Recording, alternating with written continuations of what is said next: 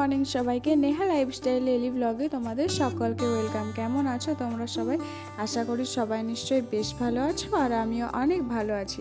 আজকের দিনটা ছিল সোমবার, আর ঘড়িতে বাজে এখন সকাল 6টা মতো। আর তোমাদেরকে সাথে নিয়ে আমার আজকের ভিডিওটা এখন থেকে শুরু করছি। তো সকাল সকাল ঘুম থেকে উঠে ফ্রেশ হয়ে সকালের বাসি নাইটিটা চেঞ্জ করে এখন আমি ছাদে চলে এসেছি। গপুকে ঘুম থেকে তোলার আগেই আমি এই কাজগুলো সেরে নিই, তাহলে গপুকে ঘুম থেকে তোলার পরে আর এই কাজগুলো আমাকে করতে হয় না।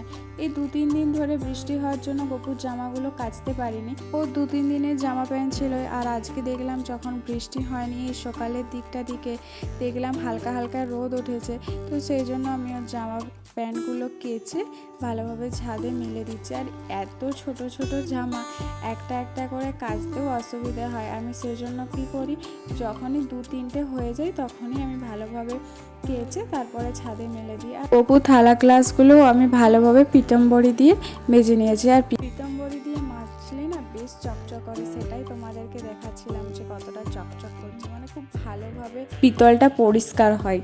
তারপর তো গপুকে ঘুম থেকে তুলেও নিয়েছি, আর নিজে একটু চা খেয়ে এই যে এখন আমি নিচের রুমে চলে এসেছি। বিছানাটা ভালোভাবে টান করে গুছিয়ে নিচ্ছি। সুতপা বলে একটা দিদিভাই এর আগের ভিডিওতে কমেন্ট করেছে আমাকে যে পরোটা দেখেই খেতে ইচ্ছে করছে, খুব সুন্দর হয়েছে ব্লগটা। তো থ্যাংক ইউ দিদিভাই, তুমি আমার সব ভিডিওতে কমেন্ট করো। বিছানাটা ভালোভাবে টান করে বাগিয়ে নেওয়ার পরে এখানে আমি এই জানালাগুলো একটু শুকনো কাপড় দিয়ে মুছে নিচ্ছি। আর দেখবে আমাদের প্রত্যেকেরই বাড়িতে কিন্তু কম বেশি একই কাজ থাকে, ঘর ঝাঁটানো, ঘর মোছা, রান্না করা, কিচেন পরিষ্কার করা, এগুলো কিন্তু আমাদের প্রত্যেকের বাড়িতে প্রায় কমন একটা কাজই।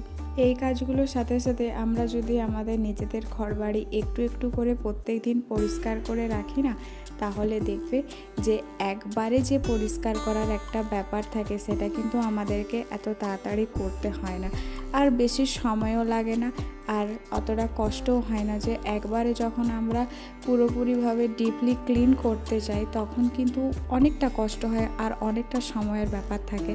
কিন্তু আমরা প্রত্যেক দিন যদি একটু একটু করে আমরা মোছামুছির কাজ বলো বা আমাদের নিজেদের ঘর গুছিয়ে রাখার কাজই বলো, সেটা যদি আমরা প্রত্যেক দিন একটু একটু করি তাহলে কিন্তু আমাদের এতটা সময়ও লাগে না আর বেশি কষ্টও হয় না।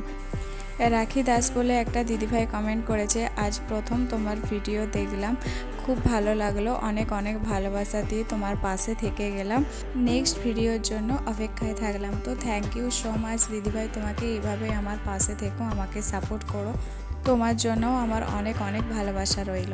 তাদের সাথে কথা বলতে বলতে আমার ঘরের বেশ কিছুটা কাজ সেরে নিয়েছি। আর এই যে আমার দুটো কুর্তি ছিল, সেই কুর্তিগুলো কাচা হয়েছিল, তো কালকে রাত্রে ওগুলো রাখা হয়েছিল, কিন্তু আমার এত মাথা ব্যথা করছিল যে কালকে রাত্রে আর গুছিয়ে রাখতে পারিনি, সেই জন্য এখন ভালোভাবে ভাঁজ করে জায়গা মতো রেখে দেব।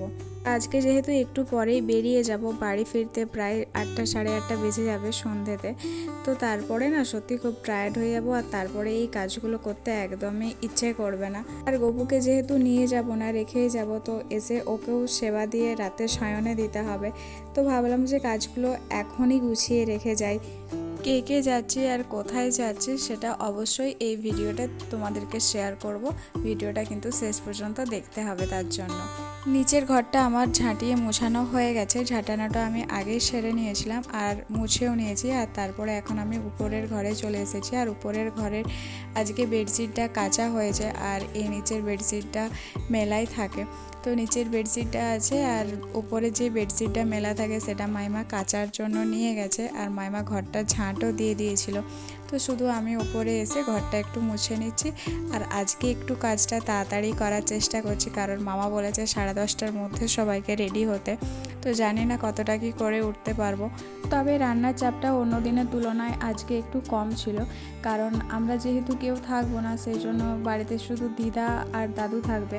মাইমা প্রেসারে ভাত আর আলু সিদ্ধ বসিয়ে দিয়েছিল, আর দিদা বলেছিল আমি খাওয়ার সময় একটা ডিম ভাজা করে নেব।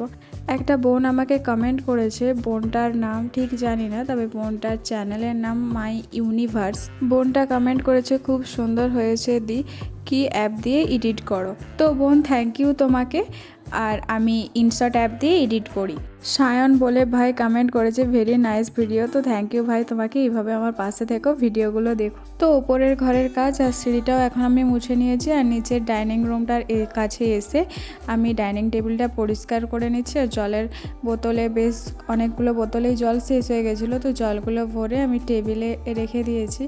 আর এখন ফ্রিজটাও মুছে নেব। মোটামুটি এখনের মতন সব কাজ প্রায় শেষই হয়ে গেছে। এরপরে স্নান করে গপুকে পুজো দেবো, তাহলেই হয়ে যাবে। 2-3 দিন বৃষ্টি হওয়ার পরে আজকের ওয়েদারটা দেখো, নীল আকাশে হালকা হালকা সাদা মেঘ কেমন ভেসে আছে। স্নানটাও সেরে নিয়েছি আর পুজোও কমপ্লিট হয়ে গেছে। আর ছাদে এসে দেখলাম যে আজকেও একটা খুব সুন্দর গোলাপ ফুল ফুটেছে। তবে গোলাপ গাছটার চারিদিকে অনেক ডালপালা হয়ে যাওয়াতে না গাছটা নুয়ে পড়ছিল, তো সেই জন্য আমি একটা স্ট্যান্ড দিয়ে গাছটার ভর করে দিয়ে ওঠার মতন একটা জায়গা করে দিয়েছিলাম। আর তারপর যখন আজকে থাকবোই না, আসতে অনেকটাই সন্ধ্যা হয়ে যাবে, তো সেই জন্য গাছগুলোতে একটু জল দিয়ে দিয়েছি, কারণ আজকে প্রচণ্ড পরিমাণে রোদ উঠেছে। আর এই বর্ষার দিনে তো একটাই সমস্যা, এই মাঝে মাঝে বৃষ্টি আসছে আবার রোদ দিচ্ছে, আর বৃষ্টির জন্য জামা কাপড়গুলো তো ঠিক মতো শুকোচ্ছিল না। তবে আজকে যখন দেখলাম যে খুব রোদ উঠেছে, তো জামা কাপড়গুলো কেচে ছাদে মেলে দিয়েছি। আর এখন বাজে ওই 10:30টার মতন। এরপর নিচে গিয়ে রেডি হয়ে তারপরে সবাই মিলে বেরিয়ে পড়বো। আর তোমাদেরকে তো বলাই হয়নি যে আমরা কে কে যাচ্ছি। আমি, মা, ভাই, মামা, মাইমার ভাই আর মিনু ছিল আমাদের সাথে। আর আমরা যাচ্ছি বিষ্ণুপুর পেরিয়ে। আমাদের বাড়ি থেকে প্রায় কিছুটা দূরেই বিষ্ণুপুরের এই বনলতা। তো জয়পুরের কাছে এটা। অনেকেই হয়তো জানো, আবার অনেকেই হয়তো জানো না।